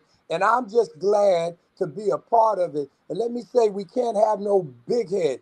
And I'll tell you, just like David said, if I could just be a doorkeeper. See, I don't have to be the leader. Just let me be a doorkeeper in the house of the Lord, and I'm happy. Just let me do something. And that's the attitude that we have to have, because in case you don't know, the way you get up is through humility. And as you humble yourself under the mighty hand of God, in due season, he'll raise you up, and I'm living proof of that. And so not just a moment, but a movement. But a movement. We're going You're to right. organize, we're going to strategize, and we are going to mobilize. Amen. What do you think about that? Give me your perspective, Bernard. What you because Pastor, when he talks about he'll be the doorkeeper, we can't have him as a doorkeeper because his leadership too phenomenal. It's too strong. But this brother's been lead, man. Pastor Bowie, I enjoy the excitement that you're giving on it, and it's something that we all should take pride in. Is trying to unite the way that you're trying to get us to. Where do you see it within the next 5 years? The next 2 years? Let me how do we get from that step to that second step and that third step up to that platform? Well, the first step, we must unite. We must come together. If we're not together, that's one of the key ingredients, right? Then after, when we come together, as we come together, and don't think we don't, we put together the right strategy. But the thing is, guess what?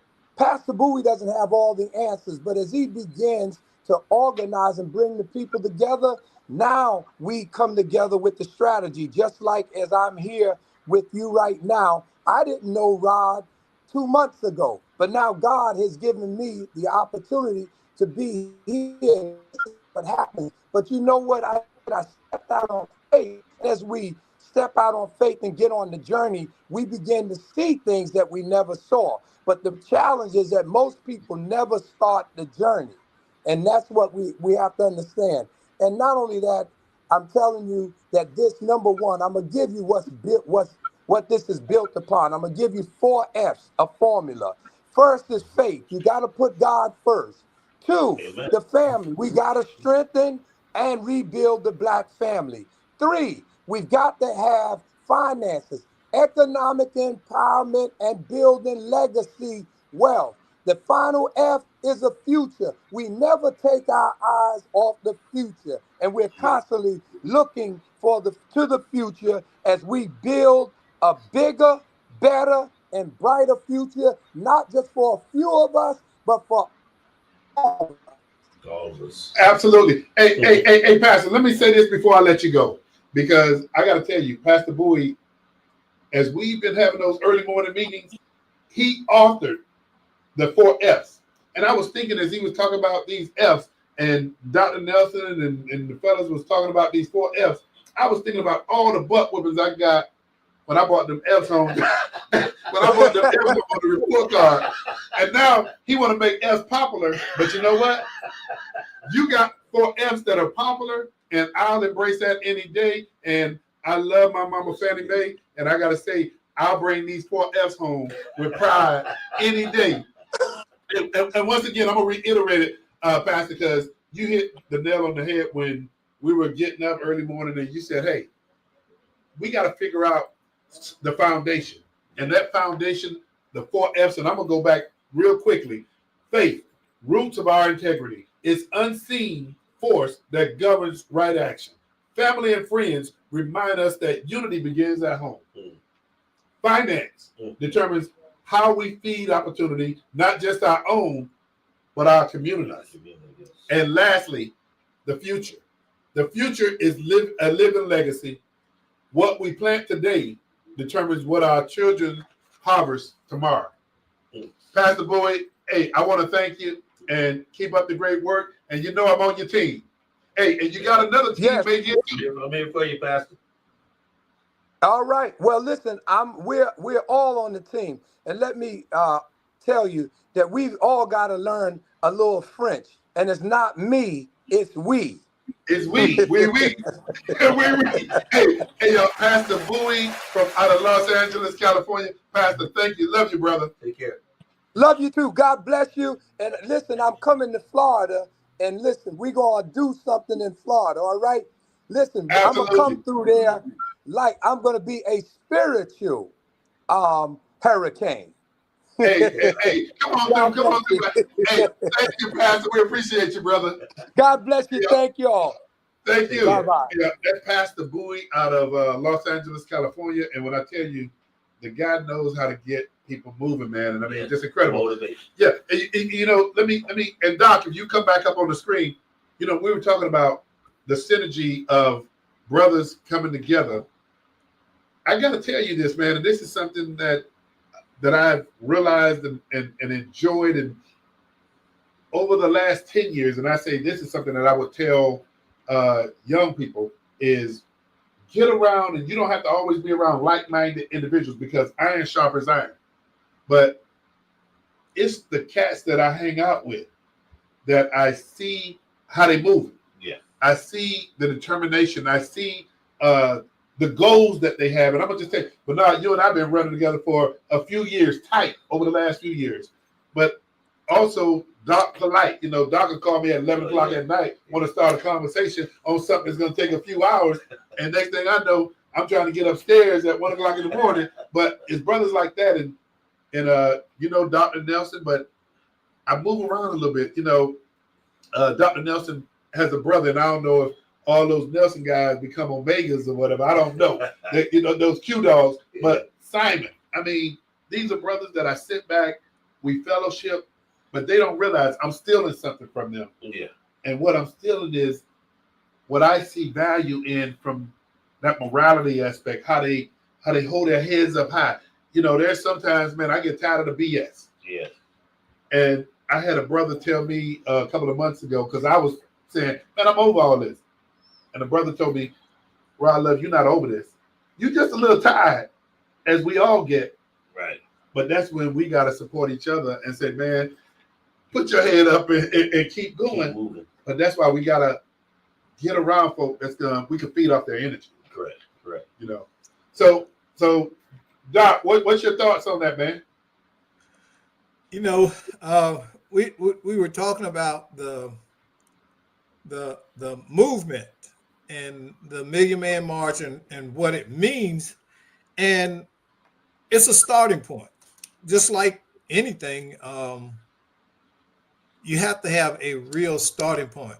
And first of all, you got to have the honest conversation with yourself. I see a lot of people that want to address problems, but they don't want to take the time to look at the causation of the problem. They just want to solve it because they're trying to make the pain go away.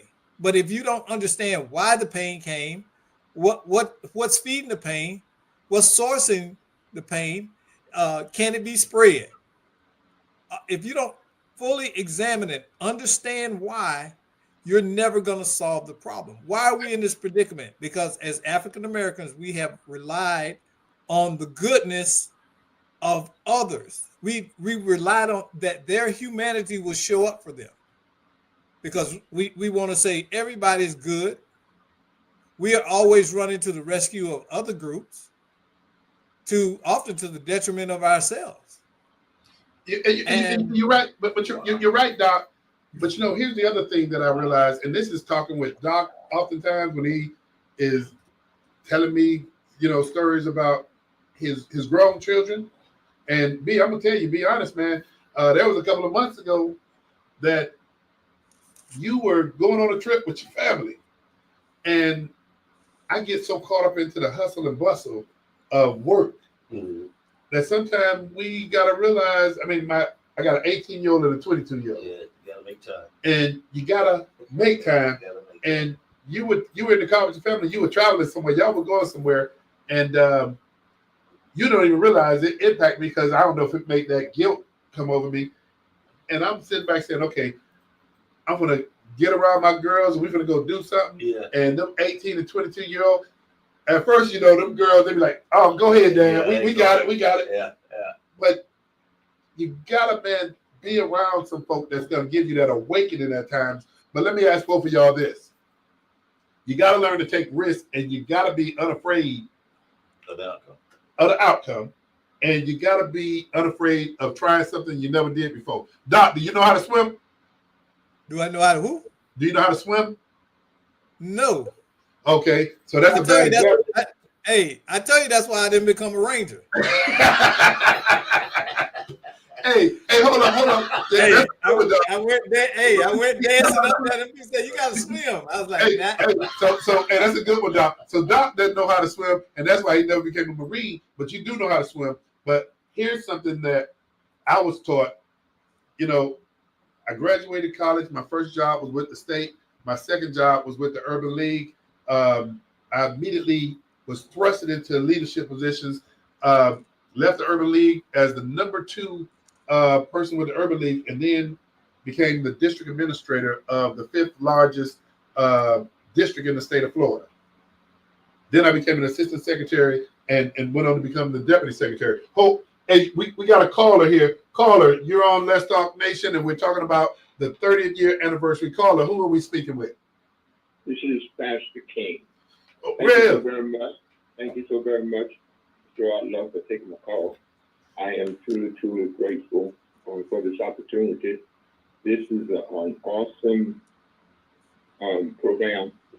And the Media Man March, I was working, but I had an opportunity to watching on TV. It inspired me. It helped me to be a better person and have a sincere concern for somebody other than myself. And I say to my brothers all the time, you'll never change the way you act until you change the way you think. Yeah, you're right. That is one of the things that helped me with the Media Man March. It helped me to see things from a different perspective, to be concerned about somebody else. And that is why I work so hard to make my community, South Apopka, to be the best that it can be, a better place to live, work, and conduct business. I'm certainly honored to serve as the president of the South Apopka Ministerial Alliance, and we're just working, trying to make a difference. Hey, Rev, we appreciate your leadership, and you and my co-host Bernard have something in common, and that is Pastor King is the senior pastor at a church in Eustis. And what do you know about Eustis, Bernard? That's where my parents live in Eustis. That is marvelous. What church do they attend? Well, they actually started a church over at one time. Geez, I can't remember exactly when, but it was off of Bates. Yeah, they're real close. They're real close. Maybe I need to try to do some research and find out where they are. my parents, they live. Good place for St. James Every Church. Look at that plug. It used to be the old. It was a funeral home at one time. Yeah, I know exactly what you're talking about. Hey, Rev, let me say this, man. Appreciate your leadership, and I'm gonna say I'm somewhat biased because Rev happens to be my father-in-law too. And so, man, you know, Rev, ever since I've met him, man, has done nothing but lead. And, you know, leading ain't easy. Right. Because, you know, it used to be a time when people disagreed. They could disagree and be civil and see each other the next day or the next week and be fine. But, Rev, let me tell you, you and I know your running partner, Pastor Hezekiah Bradford, and the members of that ministerial alliance, y'all are doing great work, man. I mean, scholarships, community engagement. Man, let me just say, continue the great work that you're doing because it does make a difference and it does matter. So, Ron, just give me one long minute. I want to just highlight one of the things that we do. We give our scholarships to deserving students, and those that want to continue their education. And one of the good things about it, we stay in contact with them, and many of them have come back to help us to organize the MLK parade every year. Young people, wanting to give back because they appreciate the kindness and the generosity that the organization has shown them. And so we call them back. We allow them to be a part of scholarship service, and we allow them to be a part of the planning of the MLK parade. And I just want to say, I thank God for you, Rod Love, who one time was Commissioner Love, who was willing and saw some stuff where everybody was getting and we were not getting, and he said, okay, well, everybody else getting it, let's stop the hypocrisy. Let them stay alive and get some finances so that it'll help them to grow and to be better. So I thank you so very much for all you do. And here's one thing that comes from the movie, man, Mark, this segment that you're doing, that came. You're right. March. Absolutely right, Rev. You're absolutely correct, man. And you know, one of the things that, and I'm gonna say this and I'm gonna leave it, but one of the things that I got from Rev a long time ago is something real simple. And it's called just make it make sense. Make what you're doing make sense. And so, Rev, you've done that, man, time and time over. And once again, man, just keep up the great work you're doing, and I appreciate you. I think I remember hearing that in church. You remember hearing that? Oh, that's right. You've been to Rev Church. I remember hearing that in church. Hey, see, hey, that preacher's still holding on to you, B. But Rev, man, we appreciate you. Yeah. Listen, one comment I read. It's better to be a boy than men. All right. Thank you, sir. Man, thank you. Boy, Rev is on point. Rev is on point, man. I tell you, we appreciate him. Hey, but Bernard, here's something that, Doc, I want you to be that crutch for Bernard. I was going to a point in place where I was asking, did either one of you know how to swim? Doc, you say you don't know how to swim because that's why you didn't become a Marine. You say you do know how to swim. One of the things that we got to help each other with is the courage to try stuff that we haven't done before. With that being the case, Doc, if you would lead Bernard, because I'm going to make him swim, it's called being pushed in the deep end of the pool. Ask him about what the Wolfpack does to serve communities, and here's why I'm gonna push you in the deep end of the pool, and you're gonna get the message real quick. Doc, he's never done what he's about to do right now. So Doc, you got it, B. So first of all, what is the Wolfpack? What is the Wolfpack? Wolfpack is a group of guys that's very positive. We like to do things to make a impression in our city. We started out as just a few guys, I think maybe about 7 or 8 from Sanford, Florida, just smoking cigars and getting together, having a good time. From there, introduce your co-host. We ended up started doing things as far as wanted to do something for underprivileged kids. Instead of backpacks, we did the t-shirts, the underwear, socks, the essentials. And then during the Christmas time, we actually do things for kids that couldn't afford anything as well. Okay. You know, Rod threw you in the hot seat, right? Yes, he did. So now, how long have you guys been doing this? It's been about 7 years now. Okay. And what's your biggest challenge? What is your biggest challenge as a group?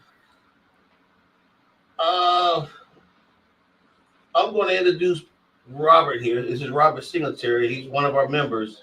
I'm going to let him answer that question. Our biggest challenge. Our biggest challenge is to get the communities, our fellow brothers and sisters behind us to support these activities that we do.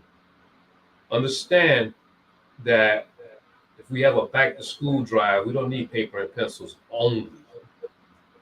We need clothing, we need shoes, Hell, we may even need a Uber voucher or something, so we can get these kids to better and higher education. So one of the challenges that we face when we have gatherings, events, we want people to understand that they're showing up, showing out to assist us in helping others. We're not having a backyard boogie just to have a barbecue. We're raising money to support these activities that we do for the community. So the biggest issue really is the participation. Okay. On a bigger and a broader stage. So let me ask you this: how do you measure your success? What shows that your organization is successful? Honestly, it's successful when we're able to get stuff for more than 50 kids. For me, now yes, it can be better, but just get enough for the kids at the local Boys and Girls Club that we take care of. That's been a great part of it. I asked the guys to give me suits. We get suits for young men that they can't buy suits for themselves for an interview or for graduation or anything that they need a nice suit for. We drop off at Bethune-Cookman or at the local high school. So our biggest thing, I get a joy out of it. Okay. I get a joy out of it. So I enjoy looking out for young men to make them on a positive way. Okay, but what do you think needs to really take place to change our community? What really needs to happen? Because I'm going to qualify this before I say this. I am not knocking your efforts. Right. But here, okay, I'm 65. I have been around and in this space as a counselor, as a mentor, as a father, as a teacher, as a professor. Okay? Right. Understand, I have seen this from the 70s to the 2020s. And what I see is a consistent repetition of the same efforts with the same people. And my consensus is that while that works, it works at a very minimal level. Correct. And we've got to start thinking outside that avenue. I'm not knocking that. Kids need book bags. Yes, some of them do. But it's become passe to do that in our community. Everybody's giving out book bags. Right. That's one thing what we stopped. And then everybody wanted to do the etiquette classes and all of that. And those are applaudable efforts. But we're not in the space where a suit at an interview is even necessary in this workspace now. At 20 years old, if you go into a corporate job, yes, but to get a blue collar job or a local job, what they need to know is how to have their resume reflect what the skill level is, how to sell themselves, self-efficacy, and to make themselves a product. So we need more of that. So Doc can get cranial. Doc knows this stuff like the back of his hand. Oh yeah. And so Doc knows that stuff. But the other thing about Doc, and that's my boy, that's my friend, 5 minutes till the show is over, Doc will break it down to you, and y'all will start realizing Doc is more cranial than you could ever imagine, because Doc will recite this stuff to you forward and backwards. But here's the part. Let me say this. I want to leave y'all with this, and I'm going to dip off because I've been waiting to say this. What would happen, Rod Love? I don't know if y'all met Rod Love's daughter, Reagan and Rihanna. They are two of the most amazing young women. I always have to laugh with them and smile when I get a chance to talk to them, because I see my girls. My girls are now 37 and 41. But I remember when Jamina and Talia were that age and the pride that I took in being their father. And I see that in my friend. But one thing I will say, what would happen if every man raised their daughter to be Rod Love girls? I want you to think about it. They'd be mad at their daddy all the time. No. The black community would change overnight. I agree. I appreciate the compliment. The most powerful thing we can do as fathers is make our girls understand their value and worth. I always tell Rod, you don't have to worry about them girls marrying a bum. They had you as a daddy. They know what a man looks like, behaves like, and what his purpose is. It would be foolish for them to have lived with that all their life and accept anything less than. I appreciate what Doc is saying. I appreciate what Doc is saying because Doc has to give me therapy with them two jokers all the time. But hey, fellas, here's the part of the show that I want to break down very quickly. We're talking about the 30-year anniversary of the Million Man March. But more importantly, what I want to say is there's been a big gap and we can't get our arms around what has happened. The Wolfpack has been doing some incredible work. We have 2 minutes to go. Colonel, I appreciate you and the Wolfpack that's out in the lobby area, always showing up and showing out. We got Thanksgiving coming up. What's the Wolfpack gonna be doing for that local community? And I will say to you now, I will pledge Attorney Greg Jackson and I will support that. But are y'all doing anything for the community for Thanksgiving? Not for Thanksgiving. We're going to be focused on actually for the Christmas. Okay. Since it's so close. With so many different organizations giving away turkeys and doing meals, we kind of want to step back from that for Thanksgiving. So how will people contact y'all if they want to get engaged to support y'all for whatever y'all do with Christmas? Well, normally B12 puts out a flyer. We normally create something. We create something so that everybody will know, hey, so this is what we're Is it a gonna Facebook page or anything that anybody can go to? We will have an IG, which definitely will be Wolfpack in Sanford. Okay. It's IG. There's a Facebook page too, which I also believe is called Wolfpack of Sanford. And get that flyer to me, and we'll put it up on the Let's Talk Nation Facebook page. But what I want to say to you two brothers and the entire Wolfpack, appreciate you sponsoring this whole conversation. But also, more importantly than that, I appreciate the work and the efforts that you put in the community. The only thing that I would say to my good friends sitting here, and Bernard, you and I already had this conversation, y'all do so much good work. You need to measure the good work that you do and start taking a tally of how many kids you're serving each and every year. So when you go to the local McDonald's or to the neighbor and say, hey, we've served 2,000 kids in this community. We've helped Dress for Success 1,000 kids in this community. We've given backpacks, but we've gotten pledges from those parents and those children that we will excel in education. When you guys start doing that, the world is going to open up even bigger for you. So once again, I want to thank both of y'all. And shoot, I'm not going to be the one leaving party words. Start with you first, Colonel, then we'll end with B12. So look at that red light. Let's do it like they do on Stephen A. Only ride. So everyone that's in the sound of my voice, that's a true believer. First of all, let's start off by giving honor, praise to our Lord and Savior Jesus Christ to even have this moment in space to be able to talk about the things that we're talking about now. If you're all in agreement, say amen. Amen. So I'm going to leave you with this. We took 1 million black men of all races, creeds, and colors, to march on Washington to set a precedent that we are here. So let's not let that go to waste. Let us continue to build upon that so that we can continue to let the world know that we are on the same stage that they are. James Brown said it best. You don't have to give me anything.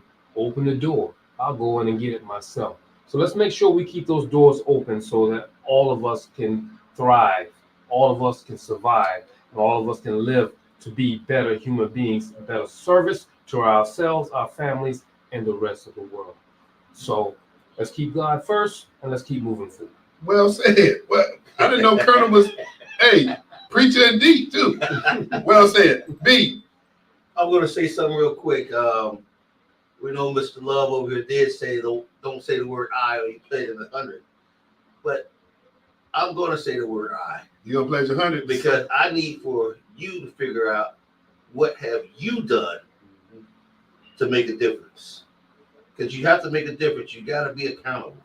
If you're not accountable, how are you going to help us? Very well said. So again, we're going to have something I forgot to mention. First week of December, that Tuesday, we're going to have ugly sweater party. Yeah. At Angels. Okay. Best sweater gets a gift, but that's going to be a way that we're going. So that's an ugly sweater. Ugly sweater Okay. party. Okay. That's going to be a way for us to generate, presents and stuff for the kids. Okay. Donations, so we can go out and buy the kids something for the holidays. Look forward to getting that flyer. Indeed, sir. Hey, want to thank you two gentlemen once again, and hey, y'all, keep up the great work that you're doing. It's much appreciated, and it is changing lives. Thank you for the invite. Hey, for those of you who tuned in tonight, this was about talking about the 30-year anniversary of the Million Man March, but putting meat on the bones and figuring out where we go from here. Hey, tune in every Monday from 7 to 8 on Let's Talk Nation with attorney Greg Jackson and Rod Love. Brothers, once again, thank you. We'll see you next week, y'all. Have a good night. So.